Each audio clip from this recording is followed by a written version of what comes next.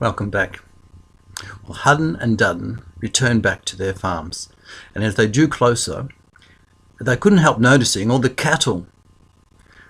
They looked at each other and asked, "Where did all these cows come from?"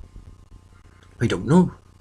And as they drew closer still, they saw O'Neary on a rocking chair, rocking backwards and forwards on his front veranda. They looked at each other. "It's a ghost. We just threw him off the cliff back at the Great Lake." O'Neary called out to the lads, "Hi boys, how you going?" "Oh, O'Neary, are you a ghost? A ghost come back to haunt us?" "Oh no boys, I'm real. Look, I can pinch myself." "But we just threw you off a cliff." "I know. No, that was a bad thing to do. But I forgive you. Actually, you did me a favour, you know. Come up, quick. I'll tell you something." So they gingerly walked towards O'Neary. "Now, lads, you thought you'd kill me. You threw me off the cliff. But as I hit the water, I went blip, blip, blip, blip, blip, blip, all the way down to the bottom. And the strangest thing it was, I could actually breathe. Now, when I got to the bottom, the sack was untied, and there were lots of little people there. Leprechauns everywhere. Leprechauns live at the bottom of the lake. And they introduced me to their king. And not only that, there were hundreds and thousands of cows in all directions.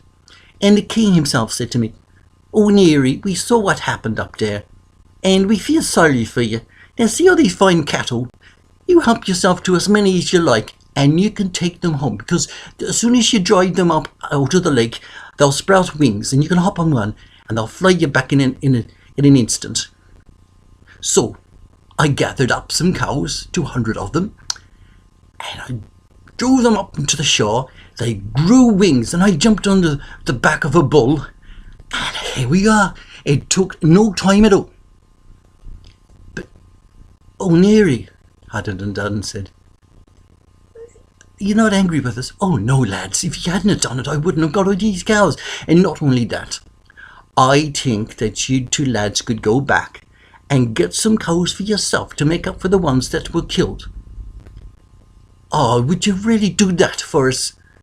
Would you take us there, O'Neary? I would do that for you, lads." So the three of them, they headed back to the Great Lake of the West. They stood on the cliff, and they looked down into the water. O'Neary said, "Right, lads, jump in." "All right." So they both jumped in. "You can look down under the water." So they looked down under the water. "We don't see anything down there under the water, O'Neary." "Aye, right. Well, they must be out further in the middle of the lake, grazing. You got to swim out now." So they swam out further. They ducked under the water. "We can't see any cows, O'Neary." "Well, you got to dive down deeper, boys. You got to swim down to the bottom." So they did. They dove down, swam as far as they could, came back. "We can't see anything down there. Oh, bye, boys." And the pair of them drowned.